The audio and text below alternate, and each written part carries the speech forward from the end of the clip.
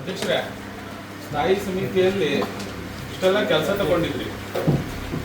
ಈಗ ಸಿರ್ಸಿ ಅದಕ್ಕೆ ಉಪಯೋಗ ಇಲ್ಲ. ಯಾರ್ಯಾರು ಸ್ಟೇಟಸ್ ವಾಟ್ಸಪ್ ಅಲ್ಲೆಲ್ಲ ಹಾಕ್ತಾರೆ, ಏನು ಕೆಲಸನೇ ಮಾಡ್ತಾ ಇಲ್ಲ. ಹೊಂಡಗಳು ತುಂಬ ಹರಿತಾ ಇದ್ದಾವೆ, ಎಲ್ಲ ಕಡೆ ಹೊಂಡಗಳು ತುಂಬ್ತಾ ಇಲ್ಲ. ಇಷ್ಟೆಲ್ಲ ಫಂಡ್ ಕೊಟ್ಟಿದ್ರಿ, ಹೊಂಡಕ್ಕೆ ಏನ್ ಮಾಡಿದ್ರಿ ಸ್ವಲ್ಪ ಹೇಳ್ರಿ ಸಭೆಗೆ. ಪಾಟ್ವಾಲ್ ಎಲ್ಲ ಎಲ್ಲಿ ತುಂಬ್ತಾ ಇದ್ದೀರಿ, ಏನ್ ಮಾಡ್ತಾ ಇದ್ದೀರಿ? ಎಲ್ಲಾ ಕಡೆನೂ ಇದೇ ಪರಿಸ್ಥಿತಿ ಆಗ. ಸ್ಥಾಯಿ ಸಮಿತಿಲಿ ಇಷ್ಟೆಲ್ಲ ಫಂಡ್ ಹಾಕೊಂಡಿದ್ರಿ. ನಾವು ಈಗಾಗಲೇ ಸಾಕಷ್ಟು ಯಾವ ಸದಸ್ಯರು ಹೇಳ್ತಾ ಇದ್ದೀರಿ ಅಗತ್ಯ ಕೆಲಸಗಳನ್ನು ನಾವು ಮಾಡಿದ್ದೇವೆ. ಆ ಹೊಂಡಗಳನ್ನ ಈಗ ಹೊಂಡ ಮುಂಚೆಗೋಸ್ಕರನೇ ನಾವು ಕಡಿಮೆ ಅಂದ್ರೆ ಒಂದು 20 ಲಕ್ಷ. ಈಗ ಸ್ಟ್ಯಾಂಡಿಂಗ್ ಕಮಿಟಿಯಲ್ಲಿ ಏನಾಗಿದೆ ಅಂತ ಹೇಳಿದ್ರೆ, ಸಿರ್ಸೆಯಲ್ಲಿ 31 ವಾರ್ಡ್ ಇದೆ, ಜನ ನಾಮಿನೇಟ್ ಮೆಂಬರ್ 36 ಜನ ಇದ್ದೇವೆ. ಇವತ್ತು ನೀವು ಸ್ಟ್ಯಾಂಡಿಂಗ್ ಕಮಿಟಿಯಲ್ಲಿ ಏನಾಗಿದೆ ಕೇಳಿದ್ರೆ, ಕೆಲವೊಂದಷ್ಟು ವಾರ್ಡ್ಗಳಿಗೆ ಮಾತ್ರ 20 ಲಕ್ಷ 18 ಲಕ್ಷ 15 ಲಕ್ಷ ಮೇಲ್ಪಟ್ಟು ಕೊಟ್ಟಿದೆ. ಈಗ ಸ್ಟ್ಯಾಂಡಿಂಗ್ ಕಮಿಟಿಯಲ್ಲಿ ತಗೊಳ್ಳೋದು ಯಾಕೆ? ಸ್ಟ್ಯಾಂಡಿಂಗ್ ಕಮಿಟಿಯಲ್ಲಿ ವರ್ಕ್ ತಗೊಳ್ಳೋದು ಯಾಕೆ? ಅದೇನಾದ್ರು ಕಾರಣ ಗೊತ್ತುಂಟಾ? ಚೇರ್ಮನ್ ನಾನು ಕೇಳಲಿಕ್ಕೆ ಇಷ್ಟಪಡ್ತಾ ಇದ್ದೇನೆ. ಯಾಕೆ ಕೇಳಿದ್ರೆ, ಎಲ್ಲಿ ಎಮರ್ಜೆನ್ಸಿ ಇರ್ತದೆ, ಎಲ್ಲಿ ಅರ್ಜೆಂಟ್ ಇರ್ತದೆ ಅಲ್ಲಿ ತಗೊಳ್ಬೇಕಾಗ್ತದೆ. ಹೌದಾ? ಅದು ಬಿಟ್ಕೊಂಡು ಈಗ 31 ವಾರ್ಡಿಗೂ ಸಮನಾಗಿ ಹಂಚಿದ್ರೆ ಪ್ರಶ್ನೆನೇ ಬೇರೆ ಇತ್ತು. ಇವತ್ತದೇ ನೀವು ಅವಾಗೆ ಅಂದ್ರೆ ಯಾರೋ ಬಂದು ಕುತ್ಕೊಳ್ತಾರೆ, ಏನೋ ಕೆಲಸ ಮಾಡ್ತಾರೆ, ಏನೋ ಮಾಡ್ತಾರೆ ಅಂತೇಳಿ. ಇದಕ್ಕೆ ಯಾರು ಜವಾಬ್ದಾರಿ? ಈಗ ಇದಕ್ಕೆ ಯಾರು ಜವಾಬ್ದಾರರು ಅಂತ ನಾ ಕೇಳೋದು. ಹಾಗಾಗಿ ನೀವು ಏನು ಮಾಡ್ತೀರಿ ಗೊತ್ತಿಲ್ಲ. ಏನು 31 ಜನರಿಗೂ 31 ವಾರ್ಡಿಗೂ ಸಮನಾಗಿ ಹಂಚಿಕೆ ಮಾಡಿ ಸ್ಟ್ಯಾಂಡಿಂಗ್ ಕಮಿಟಿ ವರ್ಕನ್ನು ಹಚ್ಕೊಡ್ರಿ. ಯಾಕೆ ಕೇಳಿದ್ರೆ ಇವಾಗ ಸರ್ಕಾರದಿಂದ ಹಣ ಬರ್ತಾ ಇಲ್ಲ, ಗೊತ್ತಿದೆ, ಎಲ್ಲರಿಗೂ ಗೊತ್ತಿದೆ, ಯಾರೂ ಮಾತಾಡ್ತಾ ಇಲ್ಲ ಅಷ್ಟೇ. ಇಡೀ ಸಿರ್ಸಿ ನಮ್ಮದು, ಇಡೀ ಸಿರ್ಸಿ ನಗರ ನಮ್ಮದು. ಹಾಗಾಗಿ ಈಗ ನೋಡ್ರಿ, ಒಬ್ಬೊಬ್ರದ್ದು ಒಂದೊಂದು ಸೇರಿಸ್ಕೊಂಡು ಹೋದ್ರೆ ಒಬ್ಬೊಬ್ರಿಗೆ 20-20 ಲಕ್ಷ ಬಿದ್ದಿದೆ. ಏನು ಕಾರಣ ಏನಿದು? ಹಾಗಾದ್ರೆ ಸಿರ್ಸಲ್ಲಿ ಇಲ್ವಾ? ಹಂಗಾದ್ರೆ ಬಾಕಿ ವಾರ್ಡ್ಗಳು ಸಿರ್ಸಲ್ಲಿ ಇಲ್ವಾ?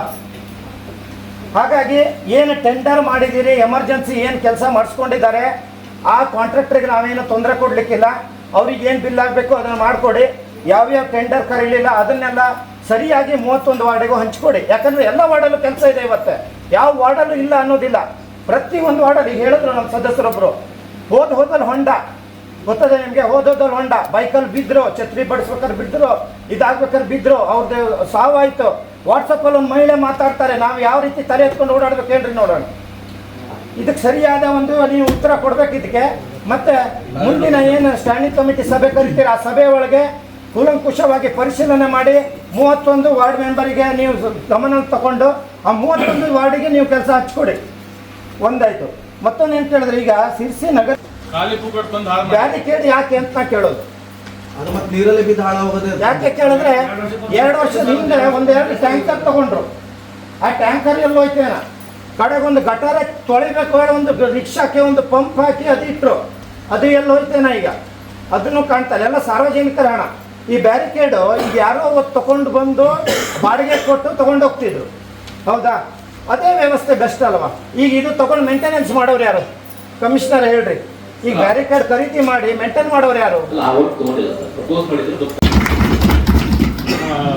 ಮುಂದೊಂದು ಹೇಳಬೇಕಂತಾದ್ರೆ, ಅಧ್ಯಯನ ಪ್ರವಾಸ ನಮಗೊಂದು ಎಲ್ಲ ಸದಸ್ಯರಿಗೆ, ನಮ್ಮ ಜೊತೆ ಬಂದಂಥ ಅಧಿಕಾರಿಗಳಿಗೆ ಒಂದು ಉತ್ತಮ ಅಧ್ಯಯನ ಶಿಬಿರ ಅಂತಲೇ ನಾನು ಹೇಳಲಿಕ್ಕೆ ಬಯಸ್ತೇನೆ. ಯಾಕಂದರೆ ನಾವು ಒಂದು ಊರು ಬಿಟ್ಟು ಮತ್ತೊಂದು ಊರು ನೋಡಿದವಾಗ ನಮ್ಮಲ್ಲಿ ಏನು ಕೊರತೆ ಇದೆ ಅದನ್ನು ಏನು ಅಳವಡಿಸ್ಕೋಬೋದು, ಅದು ನಮ್ಮಲ್ಲಿ ಏನು ಚೆನ್ನಾಗಿದೆ ಅದನ್ನು ನಾವು ಅವರಿಗೆ ಹೇಳೋದು. ಯಾಕಂದರೆ ಇಡೀ ದೇಶದ ಒಂದು ಸ್ವಚ್ಛತೆ ಪರಿಕಲ್ಪನೆಯನ್ನು ಇಡೀ ಓಣಿಯಲ್ಲಿ, ಪಾನ್ ಅಂಗಡಿಯಲ್ಲಿ, ಹೋಟೆಲ್ನಲ್ಲಿ ಎಲ್ಲಿ ಮತ್ತೆ ನಗರಸಭೆಯಲ್ಲಿ ಬೈ ಕೆಲಸ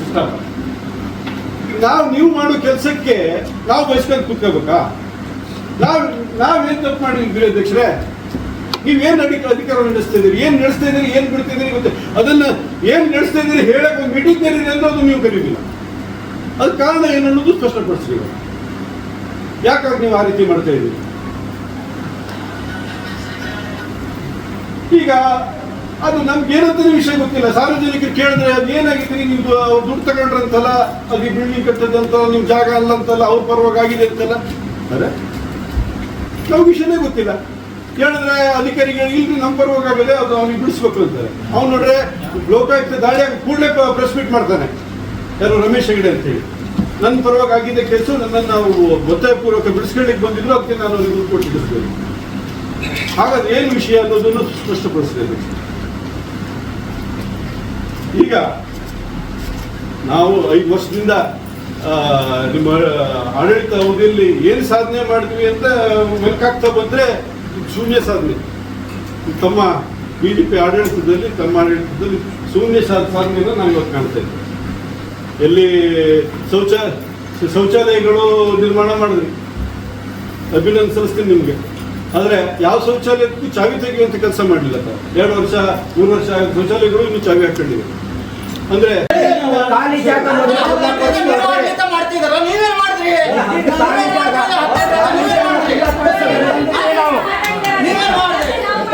ನಿಮ್ಮಕ್ಕಿಂತ ಎಲ್ಲಿ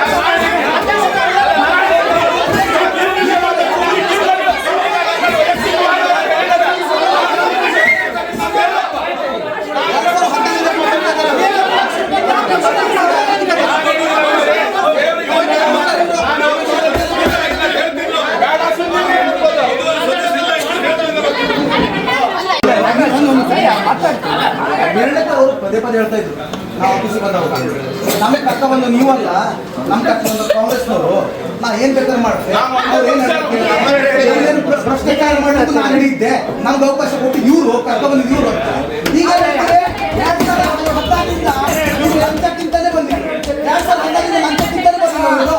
ಈಗೇನ್ ಮಾಡ್ತಾರೆ? ಈಗ 3 ಲಕ್ಷದಿಂದ ಅಧಿಕಾರಿಗಳು ಮಾಡಿಲ್ಲ ಇವರು, ಅಧಿಕಾರಿಗಳು ಕರ್ಕ ಬಂದಿದ್ರು ಇವರು, ಲಂಚ ತಿನ್ನುವರು ಭ್ರಷ್ಟಾಚಾರ ಮಾಡಿ ಕೇಳಿದ್ರು. ಈಗ ಏನ್ ಹೇಳ್ತಾರೆ ಇವರು?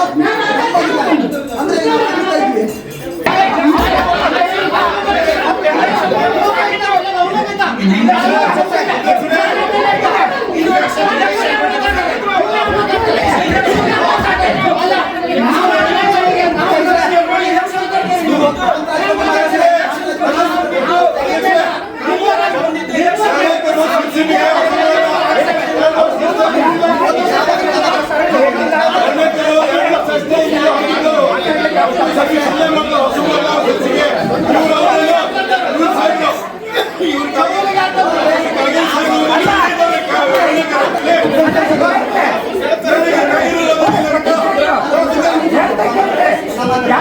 ಬಿಜೆಪಿ ಇದ್ದಾರೆ ಎಂದು ಹೇಳಿಲ್ಲ.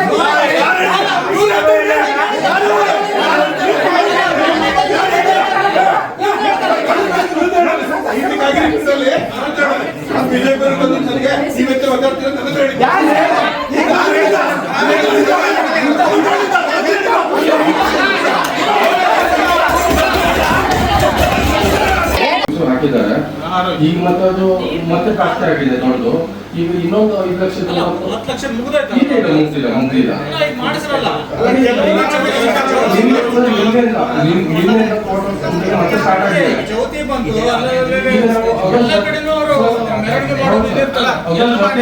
ಚೌತಿಗೋಸ್ಕರ ಸ್ಟಾರ್ಟ್ ಮಾಡಿದ್ವಿ.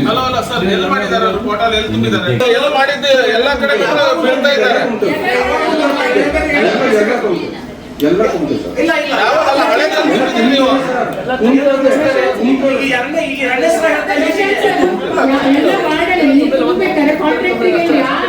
ಗಮನಕ್ಕೆ ತಂದ್ರು ಅವ್ರು ಎಲ್ಲ ಹೇಳ್ತಾರೆ. ಅಲ್ಲ, ಕೆಲವೊಂದು ವಾರ್ಡಿ ಮಾತ್ರ ಕರಿತಾ ಇದ್ದೀರೋ ಅಥವಾ 31 ವಾರ್ಡಿ ಕರಿತಾ ಇದ್ದೀರಿ? 31 ವಾರ್ಡಿಗೆ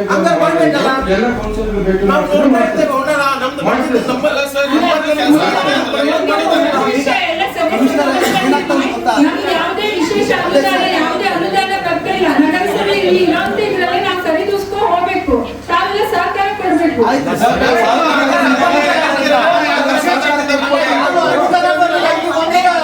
ಕೆಲಸ ಬಿಟ್ಟು ಬಿಡ್ಬೇಕು. ಈಗ ಕೆಲಸ ಹಂಗೆ ಬಿಟ್ಟು ಬಿಡೋದು. 20 ಲಕ್ಷ ನಾವು ಏನ್ ಮಾತಾಡ್ತಿದ್ರು ಅದೇ ಹೇಳಿ. ನಾವು ಅಣ್ಣ ಬಚ್ಚೋದು ನೀವು ಟೆಂಡರ್ ವಿಶೇಷ ಅನುದಾನ ಈಗ 20 ಲಕ್ಷದ ಏನ್ ಕರ್ದಿದ್ರೆ ಕೆಲಸ ಗುಂಡಿ ಮುಚ್ಚಿ ಮಾತಾಡಕತ್ತೆ ನೀವು ಅದ್ರಲ್ಲಿ ವಿಶೇಷ ಅನುದಾನ ಮಿಕ್ಸ್ ಮಾಡೋದು ಬೇಡ ಅಥವಾ ಕಡೆ ಮಾತಾಡುವ ವಿಶೇಷ ಅನುದಾನದ ಕಡೆ ಮಾತಾಡುವ ನೀವು ಎಷ್ಟು ಕಷ್ಟ ಮಾತಾಡಿ ಕಷ್ಟ ರಾಜ್ಯದೆಲ್ಲ ಭಾಷೆ ಮಾಡ್ಕೊಬಿಟ್ರಿ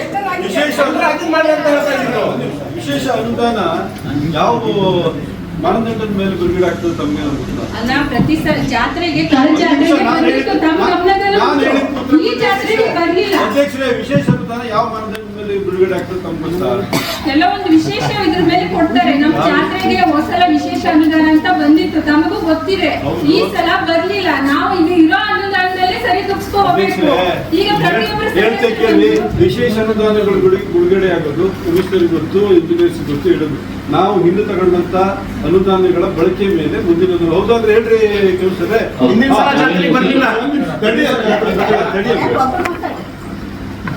ನಿಮ್ಮಿನ ಬಳಕೆ ಕಾಂಟ್ರಾಕ್ಟರ್ ಬಂದಿಲ್ಲ ಅಂತೀರಿ, ಓಡೋದ ಅಂತೀರಿ, ನಮ್ಮ ಹತ್ರ ಕೆಲಸ ನೀವು ನೀವೇ ಜವಾಬ್ದಾರಿ ಇದೆ.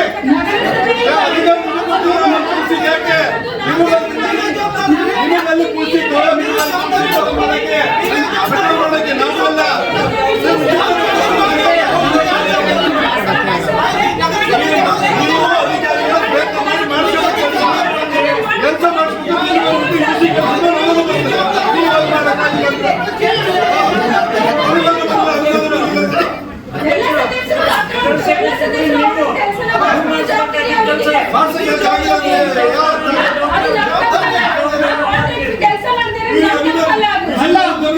ಕೆಲಸ ಮಾಡ್ಲಿಲ್ಲ ಬರೀ ಡಿಸಿ ಆಫೀಸಿಗೆ ಹೋಗುವ ಧರಣಿ ಕುಂದ್ರ ಅಂದ್ರೆ ನೀವು ತಯಾರಿಲ್ಲ. ಮಾತಾಡ್ಕೊಂಡು ಬರ್ತೀವಿ. 31 ಜನ ಸದಸ್ಯರು ಸೇರಿ ಧರಣಿ ಕುಂದ್ರ ಬನ್ನಿ ಹೋಗುವ ಅಂತೇಳಿ ನಿಮ್ಮ ಪ್ರಯತ್ನ ಇಬ್ಬರು 3 ಮಂದಿ ಅಲ್ಲ, ನಾವ್ ಏನಿದ್ವಿ 31 ಜನ ಸೇರ್ಕೊಂಡು ಡಿಸಿ ಆಫೀಸ್ ಧರಣಿ ಕುಂದ್ರ ಅಂದಿದ್ವಿ. ನಗರ ತನ್ನ ಕೆಲಸ ಆಗ್ತಾ ಇಲ್ಲ. ಅವು ಕೆಲಸ ಮಾಡ್ತಾ ಇಲ್ಲ. 31 ಜನ ಹೋಗ್ಕೊಂಡು ನಾವು ಧರಣಿ ಕುಂದ್ರ ಅಂತ ಹೇಳಿದ್ದೇ ಇಲ್ಲ ಒಂದ್ ಮೀಟಿಂಗ್ ಗಳಲ್ಲಿ. ಯಾಕೆ ಹೋಗ್ಲಿಕ್ಕಿದ್ರು ಇವತ್ತು ನಿಮ್ಮ ಶಕ್ತಿನೂ ಮೀರ್ ನಾವು ಕೆಲಸ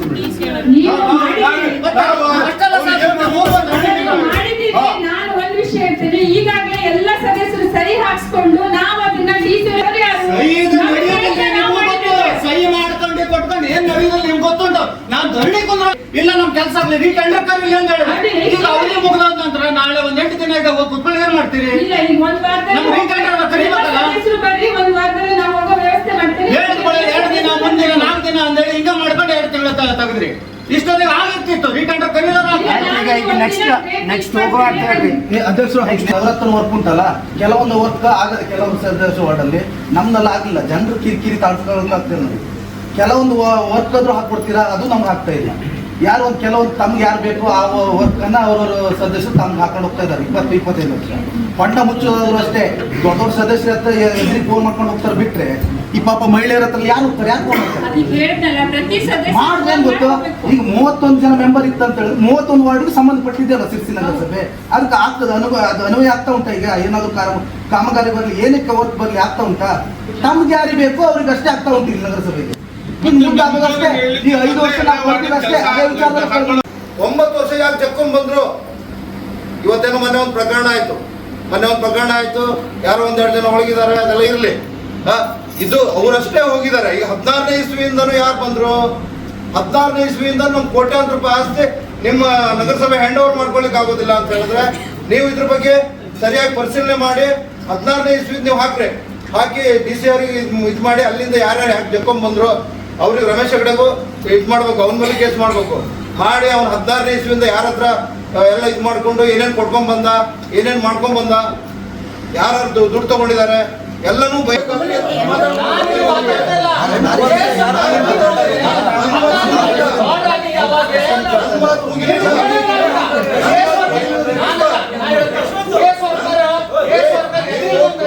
ಸದಸ್ಯರು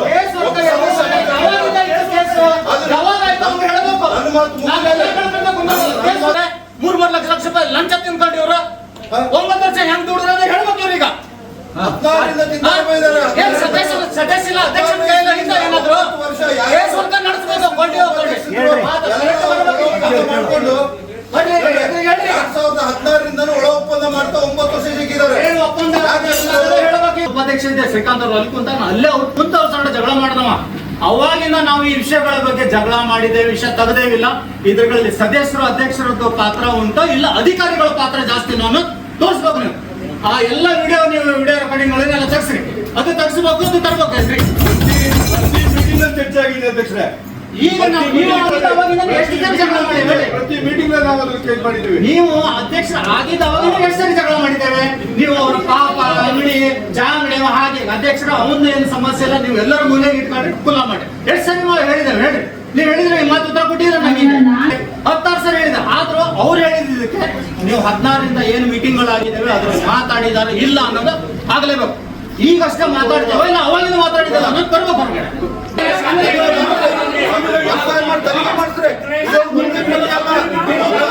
ಅಲ್ಲಿ ಹೋಗ್ಕೊಂಡು ನಮ್ ಚರಂಡಿ ಐತಿ, ಚರಂಡಿ ಮೇಲೆ ಬ್ಲಾಕ್ ಹಾಕಿ ಮುಚ್ಚಿ ಅನುಕೂಲ ಮಾಡಿಕೊಟ್ಟಿದ್ದಾರೆ, ರೋಡ್ ಮಾಡಿಕೊಟ್ಟಿದ್ದಾರೆ. ಅಷ್ಟು ಅದು ನಮ್ದು ಕೆರೆ ಪಕ್ಕದ ಉಂಟು, ಕಟ್ಟಂಗ ಐತೆ. ಅದು ಒಬ್ಬರ್ದು ಎಷ್ಟಿರ್ತದೆ ಕೆರೆ ಪಕ್ಕಕ್ಕೆ, ಹೆಂಗ್ ಕಟ್ಟ ಕೊಟ್ರಿ ಅದು? ಅವೆಲ್ಲ ತೆಗೀರಿ, ಒಂದೊಂದೇ ಎಲ್ಲನೂ ತೆಗೀರಿ. ಅವ್ ಹೇಳ್ದಲ್ಲ ಅದನ್ನು ತೆಗೀರಿ, ಮಿಲ್ಲನಿಂದ ತೆಗಿ, 16 ಉಂಟು, ಎಲ್ಲನೂ ತೆಗೀರಿ. ತೆಗೆದ ಬಗ್ಗೆ ಏನು ತಕರಾರೇ ಇಲ್ಲ. ಆಗ್ಬೇಕು, ನಿಮ್ಮ ಮೊದಲು ಏನೇನಾಗಲ್ಲ ಎಲ್ಲ ತಗೋಬೇಕು. ಈ ಕೇಸಿನ ಒಂದು ಮುಚ್ಚಿ ಕ್ಲಿಯರ್ ಮಾಡಬೇಕು. ನೀವು 3 ದಿನ 4 ದಿನದಲ್ಲಿ ಮಕ್ಕಳು ಮೀಟಿಂಗ್ಗಳಲ್ಲಿ ನಾವು ಚರ್ಚೆ ಮಾಡಿ 16ರಿಂದ ಚರ್ಚೆ ಮಾಡಿದ ಏನೈತೆ ಎಲ್ಲ ತೆಗಿಲೇಬೇಕು.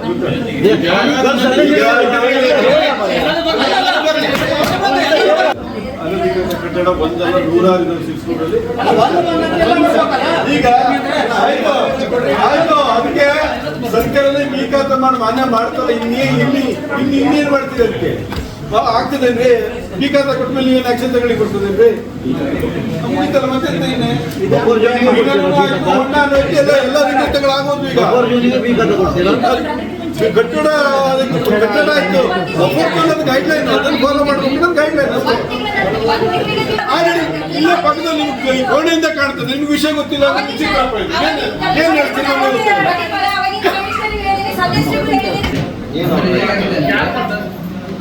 Suit is decreed in part.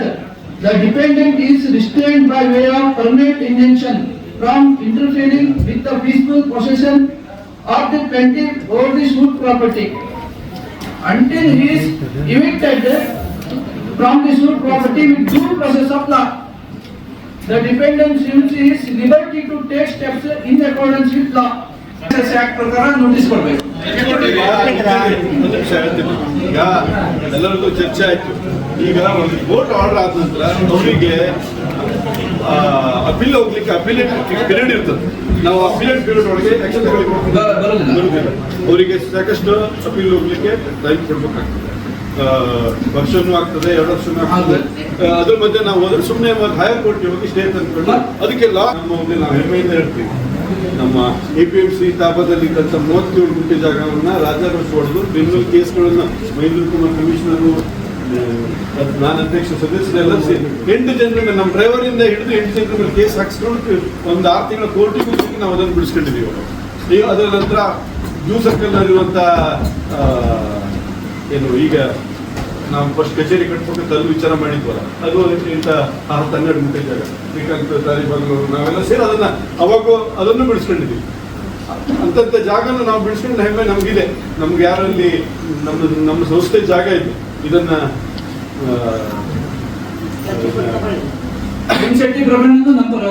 ನಮಗೆ ಅದನ್ನ ಪಾಠ ಮಾಡೋದು ಬೇಡ ಯಾರು. ಈಗ ನಮಗೆ ನಮ್ಮ ಸಂಸ್ಥೆ, ನಾವು ಈ ಸಂಸ್ಥೆಯನ್ನ ಒಂದು ಇಡ್ಲಿ ತಿನ್ಕೊಂಡು ಹೋದ್ರು ಅದು ಅನ್ನದ ಋಣ ಇದೆ ನಮಗೆ. ಆ ಋಣ ತೀರ್ಸೋ ಕೆಲಸ ಮಾಡಿದ್ವಿ. ಸಂಸ್ಥೆ ಗ್ರೋ ಮಾಡೋ ಕೆಲಸ ನಾವು ಯಾವತ್ತೂ ಮಾಡಲಿಲ್ಲ, ಅದು ಮಾಡೋದು ಇತ್ತು. 25 ಹೋಗಾನೆ ಟೈಮು ಪಬ್ಲಿಕ್ ಪ್ರಿವೆನ್ಷನ್ ಆಕ್ಟ್ ಅಡಿಯಲ್ಲಿ ನೀವು ಎಕ್ಸ್ಟೆಂಡ್ ಮಾಡಿ ಪ್ರೊಸೀಡಿಂಗ್ಸ್ ಮಾಡಿ 14ರಿಂದ ನೋಟಿಸ್ ಕೊಡ್ ಹೋಗಿತ್ತಲ್ಲ. ಈಗ 2024 23 22 ಇವರು ಒಂದು ಲೀಗಲ್ ಒಪಿನಿಯನ್ ತಗೊಳಕ್ಕೆ ಎಷ್ಟು ವರ್ಷ? 5 ವರ್ಷ ತಗೊಂಡು ನಾವೇನ್ ಮಾಡ್ಬೇಕು? ನಮ್ಮಲ್ಲಿ ನೋಟಿಸ್ ಕೊಟ್ಟು ಈ ಸಭೆಗೆ ಸಂಬಂಧಪಟ್ಟ ಒಂದು ವಿಶೇಷ ಸಭೆ ಸೇರಿದೆ ಅಂತ ನಮ್ಮಲ್ಲಿ ಕೇಳ್ಕೊಳ್ತೀವಿ. ಆದರೆ ಅದು ನಮ್ಮಿಂದ ಸಾಧ್ಯ ಆಗಲಿಲ್ಲ. ನೀವು ಸಾಮಾನ್ಯ ಸಭೆಯಲ್ಲೇ ಸೇರಿಸಿ ಅದನ್ನು ಇವತ್ತು ಕರೆದಿದ್ದೀರಿ, ಒಳ್ಳೆಯದು. ಯಾಕಂದರೆ ಈ ವಿಷಯದ ಬಗ್ಗೆನೇ ಸುದೀರ್ಘ ಚರ್ಚೆ ಆಗಬೇಕಂತ ಮುನ್ಸಿಪಾಲ್ಟಿಯನ್ನ ಮಾಡಿದಂಥ ರಾಜ್ಯದಲ್ಲಿ ನಗರಸಭೆಗಳಲ್ಲಿ ಈ ನಗರಸಭೆಗೆ 7 ವರ್ಷದ ಹಿಂದೆ ಚುನಾವಣೆಯಾಗಿ ತಮ್ಮ ಪಕ್ಷಕ್ಕೆ ಶಿರಸಿ ನಗರದ ನಾಗರಿಕರು ಸಂಪೂರ್ಣ ಬಹುಮತವನ್ನು ನೀಡಿದರು. 17 ಜನರನ್ನ ಆಯ್ಕೆ ಮಾಡಲಿಕ್ಕೆ ತಮಗೆ ಅವಕಾಶ ಕೊಟ್ಟರು. ಅದರ ಜೊತೆ ನಂತರದಲ್ಲಿ 1-2 ಜನ ಪಕ್ಷೇತರ ಸದಸ್ಯರನ್ನು ಕೂಡ ಸೇರಿಸಿಕೊಂಡು 19 ಜನ ಸದಸ್ಯರು ಕೂಡಿ ಅಧಿಕಾರವನ್ನು ನಡೆಸ್ತಾ ಇದ್ದಾರೆ. ಈ ಆಡಳಿತದಲ್ಲಿ ನಾವು ಬಹಳ ದಿವಸದಿಂದ ನೋಡ್ತೀವಿ, ಕಳೆದ 5 ವರ್ಷದಿಂದ ಆರೋಪಗಳ ಮೇಲೆ ಆರೋಪ. ಶಿರಸಿ ನಾಗರಿಕರು, ಹಿರಿಯ ನಾಗರಿಕರಿರ್ಬೋದು, ಕೂಲಿ ಕಾರ್ಮಿಕರಿರ್ಬೋದು, ಪಾನಲ್ಲಿ ವ್ಯಾಪಾರಸ್ಥರಿರ್ಬೋದು, ಎಲ್ಲ ಕಂಡಲ್ ನಗರಸಭೆ ಬಗ್ಗೆ ತುಚ್ಛವಾಗಿ ಮಾತಾಡುವಂತ ಒಂದು ಪದಗಳನ್ನು ನಾವು ನೋಡ್ತಾ ಇದ್ದೀವಿ. ನೀವು ಆಡಳಿತವನ್ನು ನಡೆಸ್ತಾ ಇರೋರಿಗೆ ಎಷ್ಟು ಮಾತಾಡ ಪದಗಳನ್ನು ನಾವು ಶಿರಸಿ ನಾಗರಿಕರಿಂದ ಕಾಣ್ತಾ ಇದ್ದೀವಿ. ಅದಕ್ಕೆ ಏನ್ ಕಾರಣ, ತಾವು ಯಾವ ರೀತಿ ಆಡಳಿತ ನಡೆಸ್ತಿದ್ದೀರಿ ಅನ್ನೋ ಬಗ್ಗೆ ನೀವು ಕಡೆಗೆ ನಮಗೆ ಸಂಪೂರ್ಣವಾಗಿ ಹೇಳ್ಬೇಕಾಗ್ತದೆ. ಈಗ ಮುಂದುವರೆದು ಹೇಳ್ಬೇಕಂದ್ರೆ ಒಂದು ಪೈಪ್ಲೈನ್ ಕಳ್ತನ ಪ್ರಕರಣ ಆಯಿತು. ಆ ಪ್ರಕರಣದಲ್ಲಿ ನಾವು ಕೆಲವು ಸದಸ್ಯರು ಬಂದು ಹಿಂದಿನ ಕಮಿಷನರು ತಾವು ಇರಬೇಕಾದ್ರೆ ಅದ್ರ ಬಗ್ಗೆ ಸ್ವಲ್ಪ ಕೇಳಿದವಾಗ ತಾವು ಎಲ್ಲ ಡಾಕ್ಯುಮೆಂಟ್ ಸರಿ ಇದೆ ಅದಿದೆ ಅಂತ ನಗಾಡ್ತಾ ಅದನ್ನ ಜಾರಿಸ್ಬಿಟ್ರು. ಅದು ದಿವಸ ಬೆಳೀತಾ ಇಡೀ ನಗರಸಭೆ ಎಲ್ಲ ಸದಸ್ಯರು ನಗೆಪಾಟಲು ಬೀಳುವಂತ ಪರಿಸ್ಥಿತಿ ಬಂದ್ಬಿಟ್ಟು ಇಡೀ ಊರು ಜನ ನಮ್ಮನ್ನು ನೋಡಿ ನಗೆಯುವಂತ ಪರಿಸ್ಥಿತಿ ಬಂತು. ನಾವು ಪತ್ರಿಕರ ಮುಂದೆ ಹೇಳಿದ್ವಿ, ಪತ್ರಿಕರು ಸಿಕ್ಕವರು ನಮ್ಗೆ ಕೇಳಿದ್ರು. ಅಷ್ಟರ ಮಧ್ಯೆ ತಮ್ಮ ಪಕ್ಷದ ಅಧ್ಯಕ್ಷ ನಮ್ಮ ಸದಸ್ಯರು ಕೂಡ ಹೌದು ಪತ್ರಿಕಾಗೋಷ್ಠಿನೇ ಕರೆದ್ರು. ಪತ್ರಿಕಾಗೋಷ್ಠಿಯಲ್ಲಿ ಎಲ್ಲರ ಸದಸ್ಯರನ್ನು ಕೂರಿಸ್ಕೊಂಡು ಪತ್ರಿಕಾಗೋಷ್ಠಿಗೆ ಗಂಟಾಘೋಷವಾಗಿ ಟೇಬಲ್ ಅಂತ ಹೇಳಿದ್ರು. ಆರೋಪಿಗಳು ಯಾರು ಅವರನ್ನ ಹೊರಗೆ ಬಂದ್ರೆ ನಾವು ಅವರನ್ನು ಕೂಡ ಅವ್ರ ಮೇಲೆ ಕ್ರಮ ತಗೊಳ್ತೀವಿ, ನಾವು ಅದ್ರ ಬಗ್ಗೆ ತೀಕ್ಷ್ಣ ಕ್ರಮ ತಗೊಳ್ತೀವಿ. ಅವ್ರು ಯಾವ ರೀತಿ ಕ್ರಮ ತಗೊಂಡ್ರು ಅದು ನಮಗೆ ಗೊತ್ತಿಲ್ಲ, ನಮಗೆ ಸಂಬಂಧಪಟ್ಟ ವಿಷಯನೂ ಅಲ್ಲ. ಅವ್ರ ಪಕ್ಷದ ನಿರ್ಧಾರ ಇದು. ನಾವು ಸಾರ್ವಜನಿಕವಾಗಿ ನಾವು ಏನು ಹೇಳ್ಬೇಕು ಅದನ್ನು ನಾವು ಹಿಂದೂ ಹೇಳ್ತೀವಿ, ಈಗ ಹೇಳ್ತೀವಿ. ಆದರೆ ಅವರು ಬೇರೆ ನಿಮ್ಮ ಅಧ್ಯಕ್ಷರು ಬೇರೆಯವರಾದ್ರೆ ನಾನು ಈ ಸಂದರ್ಭದಲ್ಲಿ ಈ ವಿಷಯನ ಪ್ರಸ್ತಾಪ ಮಾಡಲಾಗಿತ್ತು. ಆದರೆ ಅವರು ನಿಮ್ಮ ಅಧ್ಯಕ್ಷರು ಕೂಡ ಹೌದು, ನಮ್ಮ ಸದಸ್ಯರು ಕೂಡ ಹೌದು. ಈ ವಿಷಯದಲ್ಲಿ ಪತ್ರಿಕಾಗೋಷ್ಠಿ ಪೇಪರ್ನಲ್ಲಿ ಪೊಲೀಸ್ ವರಿಷ್ಠಾಧಿಕಾರಿಗಳ ಪ್ರೆಸ್ ಮೀಟ್ನಲ್ಲಿ ವಿಷಯ ಬಂದ ನಂತರ 3 ದಿವಸದ ನಂತರ ಒಂದು ಪತ್ರಿಕಾ ಹೇಳಿಕೆಯನ್ನು ನೋಡಿದ್ವಿ. ಗೋಷ್ಠಿ ಅಲ್ಲ, ಹೇಳಿಕೆ. ಕಾಂಗ್ರೆಸ್ ಕೈವಾಡ ಇದು ಅಂತೇಳಿ ಕಾಂಗ್ರೆಸ್ನವರು ಷಡ್ಯಂತ್ರದಿಂದ ಈ ರೀತಿ ಹೆಸರನ್ನ ಹೇಳಿದ್ದಾರೆ. ಇಡೀ ಊರಿನ ನಾಗರಿಕಿಗೆ ಗೊತ್ತು, ಪೊಲೀಸರಿಗಿಂತ ಮೊದಲು ಸಾರ್ವಜನಿಕ ನಮ್ಮ ನಗರಸಭೆ ಸದಸ್ಯರಿಗಿಂತ ಮೊದಲು ಇಡೀ ಸಾರ್ವಜನಿಕರಿಗೆ ಗೊತ್ತು ಈ ಪ್ರಕರಣ ಏನು. ಇದರಲ್ಲಿ ಕಾಂಗ್ರೆಸ್ ಸದಸ್ಯರ ಕೈವಾಡ ಏನು ಅಂತೇಳಿ ನಾನು ಕೇಳಲಿಕ್ಕೆ ಬಯಸ್ತೇನೆ ಅವರಿಗೆ, ಮತ್ತೆ ನಿಮಗೂ ಕೇಳಲಿಕ್ಕೆ ಬಯಸ್ತೇನೆ. ಅಥವಾ ನಾವೇ ಕೈಯಾಗಿ ಹಿಡ್ಕೊಂಡು ಪೈಪ್ ಕಿತ್ತವ್ರ ಕೈ ಕೊಟ್ವೋ, ಅಥವಾ ನಾವೀಗ ಲೋಕಾಯುಕ್ತ ದಾಳಿಯಲ್ಲೂ ದುಡ್ಡು ತಗೊಂಡ್ರು ದುಡ್ಡು ನಾವೇ ಕೊಟ್ಟು ಅನ್ನೋದನ್ನ ನೀವು ಇಲ್ಲಿ ಅವರು ಹೇಳ್ತೀರೋ ನೀವು ಹೇಳ್ತೀರೋ ನಮ್ಗೆ ಗೊತ್ತು. ಯಾಕಂದ್ರೆ ಇದು ಸಾರ್ವಜನಿಕವಾಗೇ ಬರಬೇಕು. ಆಯ್ತು ಅಧ್ಯಕ್ಷರೇ, ಪೈಪ್ಲೈನ್ ಪ್ರಕರಣ ಅಲ್ಲಿಗೆ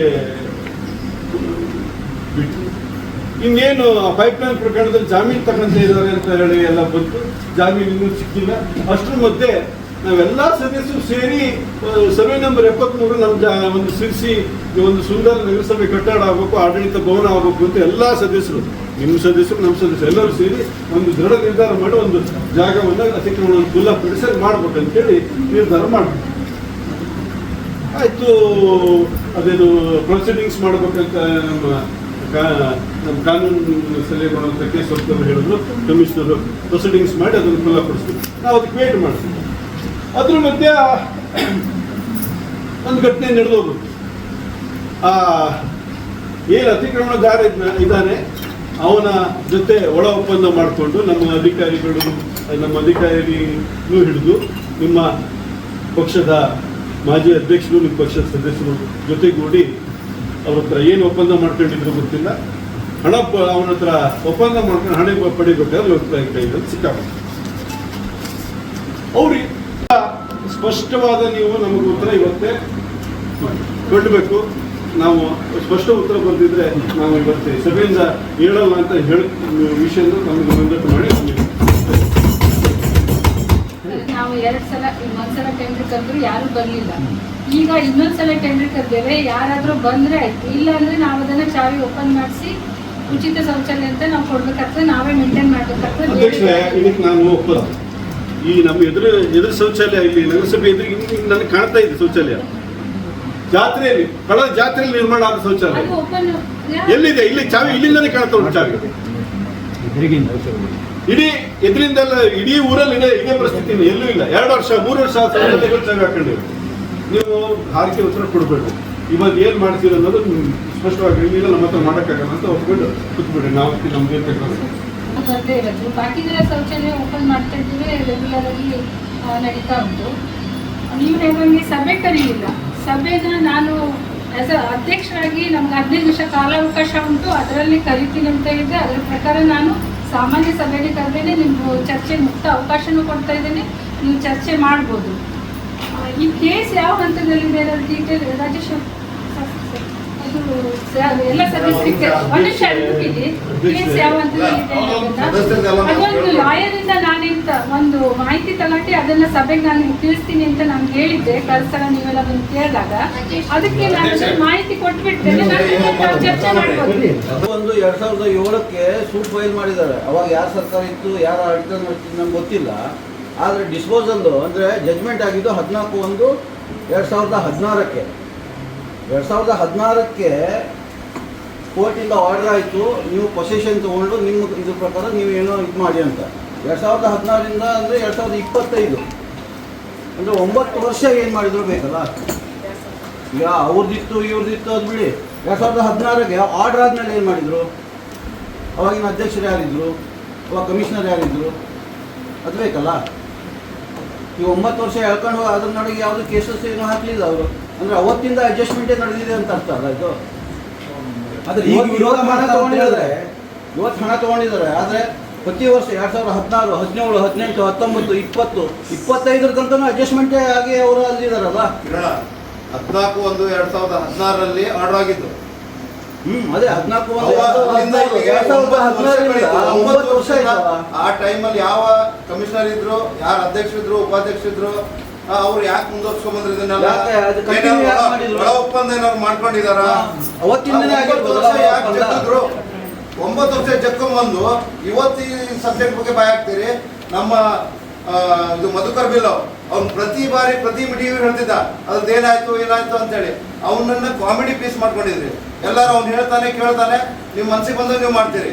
ಯಾರಾದ್ರೂ ಒಂದು ಮಾತಾಡಿದವಾಗ ಅದನ್ನ ಯಾವ್ದಾದ್ರು ಒಂದು ಸಬ್ಜೆಕ್ಟ್ ಕ್ಲಿಯರ್ ಮಾಡಿದಿರಿ, ನೀವು ಮಾಡೋದಿಲ್ಲ. ಈ ಸಭೆಗೆ ನಾವು ಇಲ್ಲಿ ಬಂದು ಕುಂದ್ರಬೇಕು, ನೀವು ಕೊಟ್ಟಿದ್ದು ಇಡ್ಲಿ ವಡಾ ಚಾ ಕುಡಿಬೇಕು, ಹೋಗ್ಬೇಕು. ಅಲ್ಲಿಗೆ ನನ್ನ ಅವಧಿ 1 ತಿಂಗಳ 14 ದಿವಸ. ಆ ಜಜ್ಮೆಂಟ್ ನನ್ನ ಅವಧಿ ಮುಗಿದು ಪ್ರದೀಪ್ ಒಂದು ಕಾಲಾವಧಿ ಮುಗಿಯುವವರ ಜಜ್ಮೆಂಟ್ ಬಂತು. ಇದು ಇತಿಹಾಸ. ಅಧ್ಯಕ್ಷ ನೀವೇ ಸಾಕ್ಷಿ ಇದ್ದೀರಿ. ಈ ಜಜ್ಮೆಂಟ್ ಆದ ಮೊನ್ನೆ ನಾನು ನಿಮ್ಮ ಹತ್ರ ಬಂದೇನು ಹೇಳಿದೆ, ದೇವ ಸತ್ಯವಾಗಿ ಮಾತಾಡಿದೆ. ಕಾಂಗ್ರೆಸ್ ಬಿಜೆಪಿ ಮುಲಾಜಿಗಾಗಲಿ ಒತ್ತಡಕ್ಕಾಗಲಿ ಏನು ಮಾಡಬೇಡ್ರಿ, ಅದನ್ನ ಮಾಡಿಸಿ ಏನು ಆಫೀಸರ್ಸ್ಗೆ ಆರ್ಡರ್ ಮಾಡಲಿ, ಖುಲ್ಲಾ ಮಾಡಲಿ ಅಂತ ನೀವು ಅಡ್ಡಿಲ್ಲ. ನೀವು ಕಮಿಷನರ್ ಇನ್ಚಾರ್ಜ್ ಇದ್ದೀರಿ, ನಿಮ್ಗೆ ಏನಂದ್ರೆ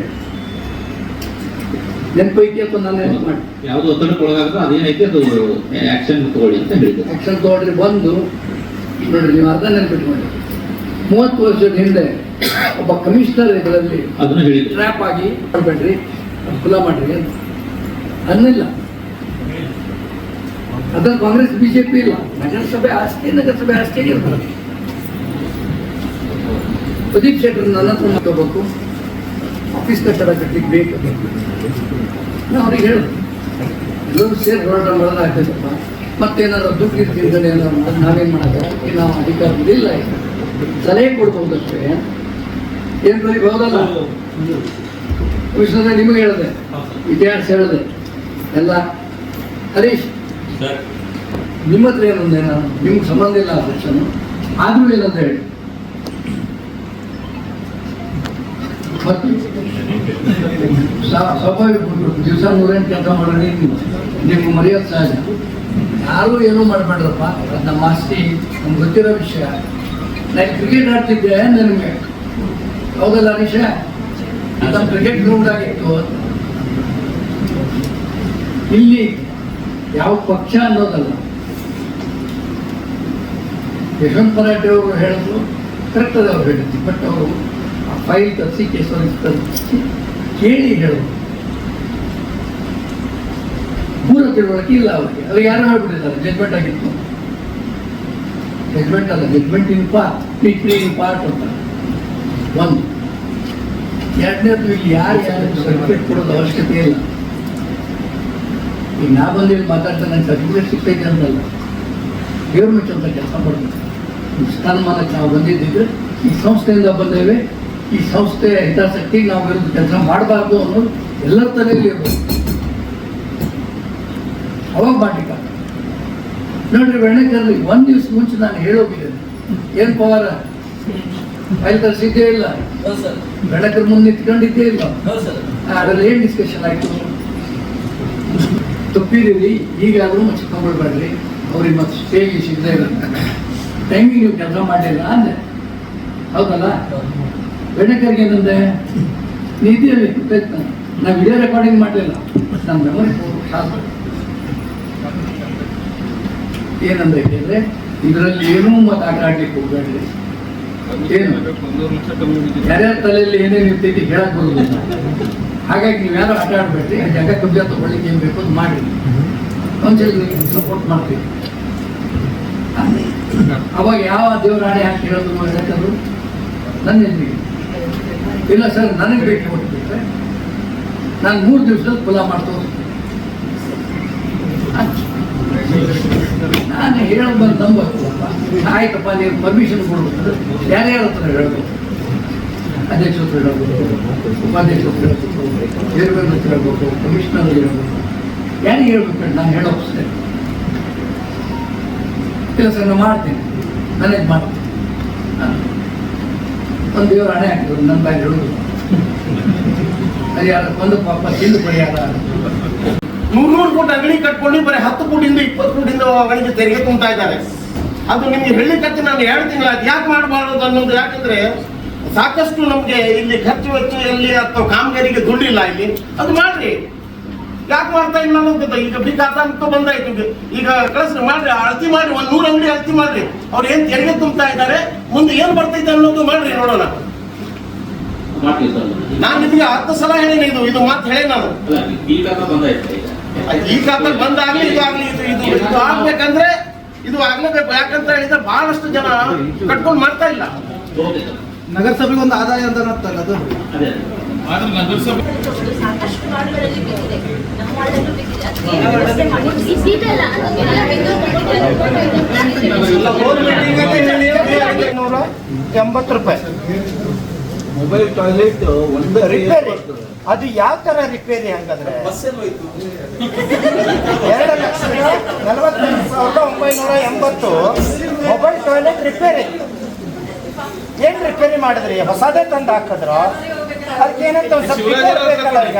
ಇನ್ನೊಂದು ಶಿವರಾಜ್ ಅವರು ಇವ್ರು ಹೇಳಿದ್ರು ಹೋಗ್ಬೇಕಾದ್ರೆ ನಾವು ಅದನ್ನೇ ತಗೊಂಡು 5-6 ಲಕ್ಷ ಖರ್ಚು ಮಾಡೋದು, ಹಾಳಾಕಿಡೋದು. ಯಾವ್ದು ಚೆಸ್ಟ್ ಟ್ಯಾಂಕಿಂದ ಒಂದು ಅದು ಆ ಗಾಡಿ ಏನಾಯ್ತು, ಹಳೆ ಗಾಡಿ ವರ್ಕ್ ಆಗ್ತಾ ಉಂಟಾ? ಬಸ್ ಇಂದ ತಗೊಂಡ 1 ಲಕ್ಷ ಚಿಲ್ಲರಿ ಕೊಟ್ರೆ ಒಂದೊಂದು ಮೊಬೈಲ್ ಟಾಯ್ಲೆಟ್ ಬರ್ತದೆ. ಅದು 5 ಲಕ್ಷ ರೂಪಾಯಿ ಬಡ್ತೀರಿ. ಎಷ್ಟಾಗ್ತದೆ ಅದರಲ್ಲಿ? ಒಂದು 4 ಆನೆ ಆಗ್ಬೋದು. ಅದೇ ನೀವು ಹೊಸ ತಂದ್ರೆ 1 ಲಕ್ಷ ಚಿಲ್ಲರಿ ಒಂದೊಂದು ಉಂಟು. ಹೊಸ ಬರ್ತಿತ್ತಲ್ಲ, ಸುಮ್ಮನೆ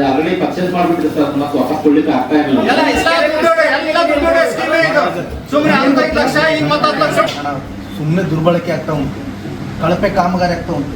ಯಾವ್ದಾದ್ರು ನಗರಸಭೆಯಿಂದ ಒಳ್ಳೆ ಕೆಲಸ ಆಗ್ತಾ ಉಂಟಾ? ಸಿರ್ಸಿ ಜನರ ಎದುರಿಗೆ ನಾವು ತಿರುಗಾಡಕ್ಕೆ ಆಗ್ತಾ ಇಲ್ಲ, ಎಲ್ಲೂ ಹೋಗ್ತಾ ಇಲ್ಲ. ಸ್ಕೂಲಿಗೆ ಹೋದ್ರು ಮರ್ಯಾದೆ ಕದ್ದು ಮುಚ್ಚಿ ಹೋಗ್ಬೇಕಾದ್ರೆ ಎಲ್ಲನೂ ಯಾವುದೇ ಕಾಮಗಾರಿ ಮಾಡ್ಲಿ ಏನೇ ಮಾಡಿದ್ರು ಪಕ್ಷ ಇಲ್ಲಿ ಇದು ಅಂತ ಎಲ್ಲ ಒಂದೇ, ಇಲ್ಲಿ ಎಲ್ಲ ಒಂದೇ. ನಗರಸಭೆ ಒಳಗೆ ಅಂದ್ರೆ ಒಂದ್ ದಿನಕ್ಕೆ 1 ಟ್ರಿಪ್ಪರ ಹೋಗುತ್ತಾ? ದಿನಕ್ಕೆ ಒಂದು ಟ್ರಿಪ್ ಅಂತ ವಾರದಲ್ಲಿ ಒಂದು 2-3 ಸಾರ್ವಜನಿಕ ಅಲ್ಲ, ಇಲ್ಲಿ ಒಂದು ನಿಮಿಷ ಅಣ್ಣ. ಈಗ ಇಲ್ಲಿ ಲೋಕಲ್ ಪ್ರೈವೇಟ್ ಗಾಡಿಯವರು ಹೊಡಿತಿದ್ದಾರೆ, ಒಂದ್ ದಿನಕ್ಕೆ 10 ಟ್ರಿಪ್ 12 ಟ್ರಿಪ್ ಹೊಡಿತಾರೆ. 2,500 3,000 4,000 ತಗೊಳ್ತಾರೆ.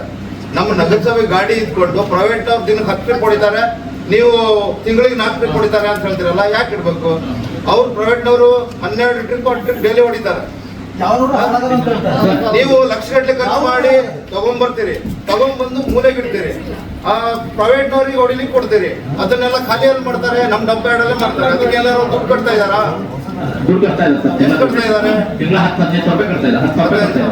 ಅದೇ 15 ಸಾವಿರಕ್ಕಿಂತ ಡಬಲ್ ನಮ್ಮ ನಗರಸಭೆ ಇನ್ಕಮ್ ಆಗ್ತೈತಲ್ಲ, ಆ ಗಾಡಿನ ಇದು ಮಾಡಿದ್ರೆ ಅವ್ರಿಗೆ ಯಾಕೆ ಕೊಡ್ಬೇಕು ನೀವು? ಅದೇ ಸರ್, ಈಗ ಮತ್ತೆ ಅದಕ್ಕೆ ಒಬ್ರು ಡ್ರೈವರ್ ಶಾರ್ಟೇಜ್ ಇದೆ ಸರ್. ಈಗ ಒಂದು ಟೆಂಡರ್ ಆಗಿದೆ, ಡ್ರೈವರ್ ತಗೊಳ್ತಾ ಇದ್ದೀವಿ ನಾವು. ಅದಕ್ಕಾಗಿ ಡೆಡಿಕೇಟೆಡ್ ನೀವು ಸರ್ 5 ಲಕ್ಷ 6 ಲಕ್ಷ ಖರ್ಚು ಮಾಡ್ಕೊಂಡು ನಮ್ಮ ಗಾಡಿ ಮೂಲೆ ಹೊಡೆದಿಡ್ತೀರಿ. ಅಲ್ಲಿ ಕೋಟಿಗಟ್ಟಲೆ ಖರ್ಚು ಮಾಡಿ ಎಸ್ಟೇಟ್ ಸೈಡ್ ಖರ್ಚು ಮಾಡೋದು ನಾವು. ಯಾವಾಗಿಂದ ತಗೊಳ್ತೀರಿ ಇದು? ಯಾವಾಗಿಂದ ತಗೊಳ್ತೀರಿ? ಕೋಟಿಗಟ್ಟಲೆ ದುಡ್ಡು ಹಾಕೋದು ನಾವು ನಗರಸಭೆಯಿಂದ ಯಾರಿಗೆ ಅನುಕೂಲ ಮಾಡಿಕೊಡೋದು ಮಾಡಿದ್ದು?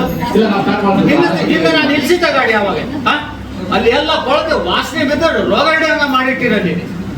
ಆದ್ರೆ ನಮ್ಮ ನಗರಸಭೆ ಗಾಡಿ ಏನಾದ್ರು ಉಪಯೋಗಿಸ್ಕೊಳ್ತಾರ ನೀವು? ಅದನ್ನು ಉಪಯೋಗಿಸ್ಕೊಳ್ಳೋದಿಲ್ಲ. ಪ್ರೈವೇಟ್ ಅವ್ರಿಗೆ ಅನುಕೂಲ ಮಾಡಿಕೊಟ್ಟಿರಿ, ಅದನ್ನು ಯಾವ ತರ ಅನುಕೂಲ ಆಗತ್ತದು ಗೊತ್ತಿಲ್ಲ. ಅದ್ರ ಸಲ ಅವ್ರಿಗೆ ಅನುಕೂಲ ಮಾಡಿಕೊಡೋದು. ಅಲ್ಲ, ಇಲ್ಲಿ ಫೋನ್ ಮಾಡಿದ್ರೆ ಪಾರ್ಟಿ ಅವ್ರದ್ದು ನಂಬರ್ ಕೊಡ್ತಾರೆ, ನಮ್ಮ ನಮ್ಮ ಇಲ್ಲಿನ ಸಿಬ್ಬಂದಿ ಅಂತ ಹೇಳಿ ಪ್ರೈವೇಟ್ ಗಾಡಿ ಅವ್ರದ್ದು ನಂಬರ್ ಕೊಡ್ತಾರೆ. ಈಗ ನೋಡ್ರಿ, ಫೋನ್ ಮಾಡ್ರೆ ನಮ್ದು ನಗರಸಭೆ ಗಾಡಿ ಹೋಗಂಗ ಆಗ್ಬೇಕು. ನಮ್ಮ ಗಾಡಿ ಸಿಗ್ಲಿಲ್ಲ ಅಂದಾಗ ಅನಿವಾರ್ಯವಾಗಿ ಅವ್ರ ಗಾಡಿ ತಗೋಬೇಕು. ಇದು ಬೇರೆ ಪರಿಸ್ಥಿತಿ. ಇದು ಅವ್ರು ಸಿಗ್ಲಿಲ್ಲ ಅಂದ್ರೆ ನಮ್ ಫೋನ್ ಮಾಡ್ತಾರೆ. ನಮ್ಮ ಗಾಡಿ ಹೋಗಿದ್ದು ಅನಿವಾರ್ಯ ಆಗುತ್ತೆ. ಪ್ರಕರಣಕ್ಕೆ ಸಂಬಂಧಪಟ್ಟ ನಾವೇನು ಒಂದು ಪ್ರೆಸ್ ಮಾಡಲಿಲ್ಲ. ಎಸ್ ಪಿ ಅವರ ಸುದ್ದಿಗೋಷ್ಠಿಗಿಂತ ಮೊದಲು ನಾವೇನು ಪ್ರೆಸ್ ಮಾಡಿಲ್ಲ. ಮಾಡಿದವ್ರು ಯಾರು? ನೀವೇ 2 ಜನ ಸದಸ್ಯರು ಕುತ್ಕೊಂಡು ಅವ್ರ ಹೆಸರು ಬಹಿರಂಗ ಆದ್ರೆ ಆರೋಪಿತರಂತ ಪೊಲೀಸ್ ಇಲಾಖೆ ಹೇಳಿದ್ರೆ ನಾವು ಅವ್ರನ್ನ ಕ್ರಮ ತಗೊಳ್ತೀವಿ. ನಾವು ಅದನ್ನು ಜವಾಬ್ದಾರಿ ತಗೊಂಡು ನಿಮ್ಮ ಅಧ್ಯಕ್ಷರೇ ಹೇಳಿ.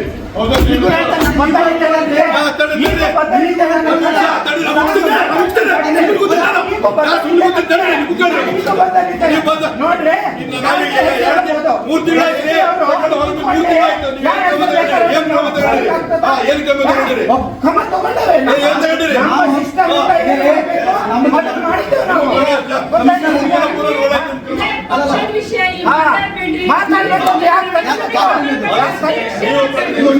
2 ಜನ ಕೂತಿದ್ರು, 10 ಜನ ಜವಾಬ್ದಾರಿ